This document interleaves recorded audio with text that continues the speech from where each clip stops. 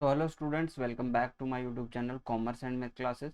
तो आज हम डिस्कशन करने वाले हैं एफसीआई के अंदर जो अकाउंट्स की या मान लीजिए कि अकाउंटेंट की जो वैकेंसी आई हुई है उसके ऊपर। तो सबसे पहले जोन वाइज यहाँ पे आपकी जो है दी हुई है, तो नॉर्थ जोन की सबसे पहले दी हुई है। तो ये आप देख लेना, 400 प्लस वैकेंसीज है, ये मैं आप लोगों को पहले ही बता दूँ। ठीक है, इनका आप ऐड और सम कर लेना। ये है अकाउंटेंट और यहाँ पे आप इसकी सैलरी देख सकते हो 28,200 से और 79,200 के लमसम चलती है। हाईएस्ट इसमें मैक्सिमम जो एज लिमिट है वो 27 दी हुई है। ठीक है, इसमें ओबीसी वगैरह का वो जो होता है आरक्षण वगैरह वो हम आगे देख लेते हैं। ठीक है, साउथ जोन ईस्ट जोन इसमें आप देख सकते हो, वैसे इसका कोई ज़्यादा देखने वाली बात नहीं है। हमें पता है कि लगभग इसमें जो वैकेंसीज है वो आपकी 400 प्लस है। ठीक है, आगे हम देखते हैं। यहाँ पे कुछ भी नहीं है, रिजर्वेशन है एज का, वो दे रखा है यहाँ पे। ठीक है, यहाँ पे हम देख लेते हैं कुछ भी रिजर्वेशन।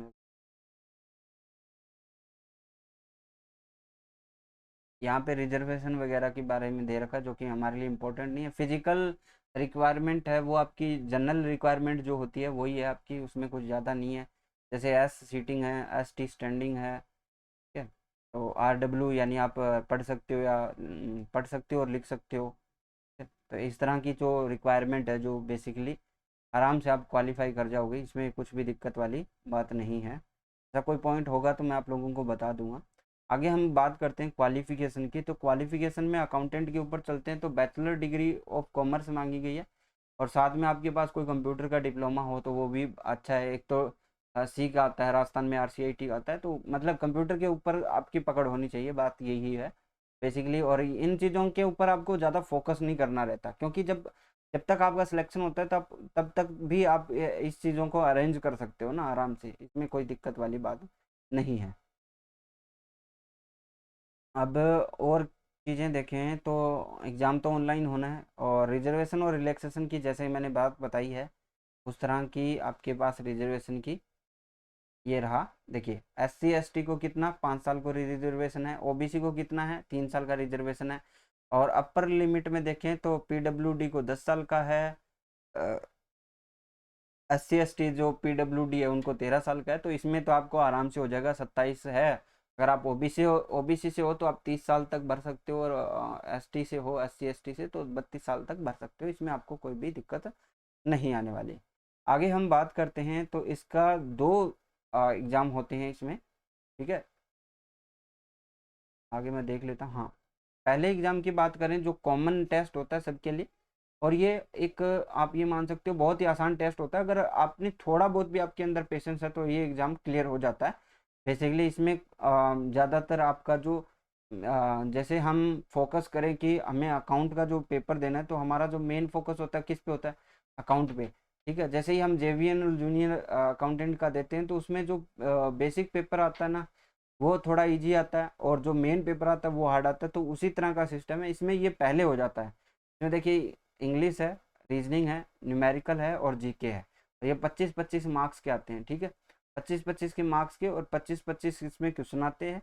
आपको 15-15 मिनट मिलती है, तो इसमें आपको कोई भी दिक्कत नहीं आती। ठीक है, ये आपका आराम से निकल जाता है अगर आपने थोड़ी बहुत भी अगर रीजनिंग वगैरह न्यूमेरिकल आपने पढ़ा हुआ है, तो इसमें आपको कोई दिक्कत नहीं आने वाली।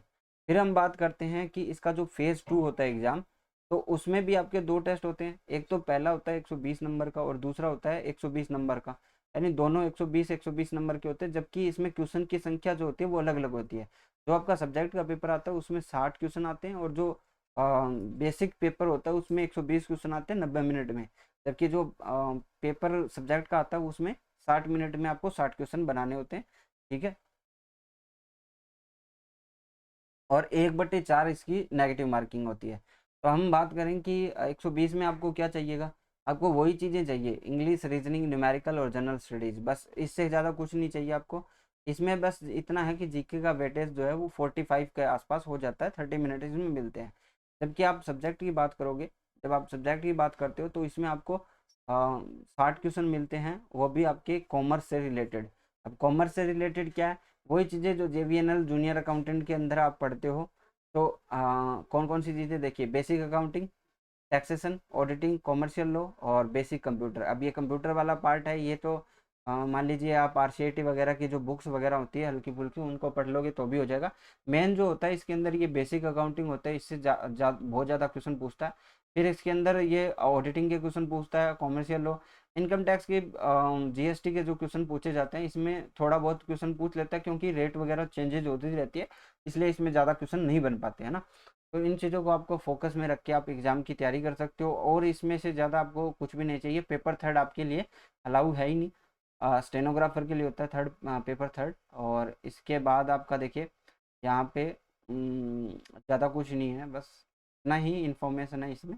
बाकी चीज़ें तो आपको पता है, बीपीएस वगैरह एग्ज़ाम लेती है, वो चीज़ें चलती है।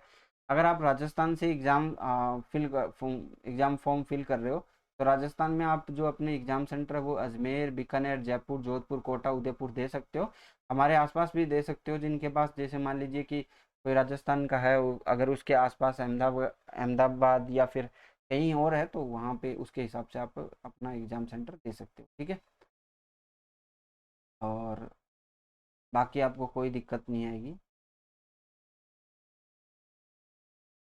तो अच्छा एग्ज़ाम है, इसको अगर आप करना चाहो तो बहुत ही बढ़िया है।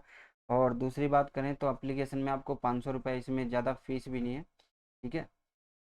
काफ़ी सारे एग्ज़ाम्स फॉर्म आते हैं जिनमें 1000 के आसपास फीस होती है। बायोमेट्रिक होता है और ये सारी चीज़ें होती हैं, लेकिन इसमें एक इम्पॉर्टेंट चीज़ ये है कि आपको टाइम थोड़ा देखना पड़ेगा, कम ही टाइम मिलता है। एप्लीकेशन रजिस्ट्रेशन करना है, फिर आपको पेमेंट करना है और डॉक्यूमेंट स्कैन करके अपलोड करने हैं। यहाँ पे एक चीज़ आप ध्यान में रखना, जो आप फिल कर रहे हो ना उसमें आपको फोटोग्राफ लेना है, ये तो सब में मिल जाता है, लेकिन आपको सिग्नेचर ब्लैक पेन से करना है, ये इंपॉर्टेंट है। और आप लेफ्ट थंब करो तो वो भी वाइट पेपर पे ब्लैक और या फिर ब्लू के अंदर ही आपका जो है लेफ्ट थंब का इम्प्रेशन होना चाहिए। और एक हैंड रिटन आपको जो है डिक्लेरेशन भी लिखनी है। जो स्टूडेंट घर से फॉर्म भर रहे हैं उनका ध्यान में रखना है, ये आपको ब्लैक पेपर, जो आपका वाइट पेपर होता है खाली एकदम, उसमें आपको लिख के अपलोड करनी होगी, ठीक है। तो उसके बाद आपका ये हो जाएगा। और डेट वगैरह इसमें दी नहीं है, मे बी आपकी जो है एग्ज़ाम डेट वो बहुत ही जल्दी होती है इन इन चीज़ों में, तो आप इस चीज़ को थोड़ा सा देख लीजिएगा, ठीक है। और ज़्यादा तो आपका मेन तो सब्जेक्ट है, वहाँ से अगर आप निकल लोगे तो मेरे हिसाब से आपका हो जाएगा, ठीक है।